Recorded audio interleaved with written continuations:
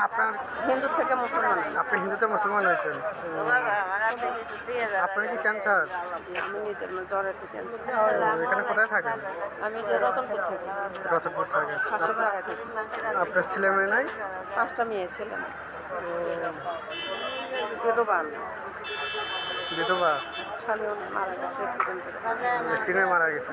ভাইয়া আসসালামু আলাইকুম প্রিয় ভাইয়েরা। তো আপনারা দেখতে পাচ্ছেন একজন হিন্দু নারী, সে নব মুসলিম হয়েছে, সে বিধবা, তার ঘরে পাঁচটি যুবতী মেয়ে আছে।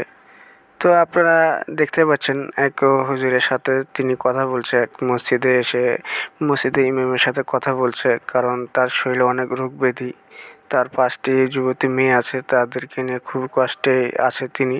সে কারণে তিনি মসজিদে এসেছে ইমামের সহযোগিতা যেন তাকে সবাই একটু সাহায্য করে, সেজন্য তিনি হুজুরের কাছে এসেছে, আপনারা দেখতে পাচ্ছেন। তো প্রিয় ভাইয়েরা, আমি এখানে দাঁড়িয়েছিলাম এবং আমিও তার কথাগুলো শুনছিলাম। তো অনেকেই আলহামদুলিল্লাহ অনেকেই সহযোগিতা করেছে, আপনারা দেখতে পাচ্ছেন, আমিও সহযোগিতা করেছি। তার মুখ থেকেও আমি অনেক কথা শুনেছি এবং আপনারাও অল্প কিছু শুনতে পারলেন, কারণ গাড়ির শব্দের কারণে তেমন কিছু কথা আসলে শোনা যায় না, সে কারণে আমি আপনাদের আলাদা ভয়েস দিয়ে শোনাচ্ছি।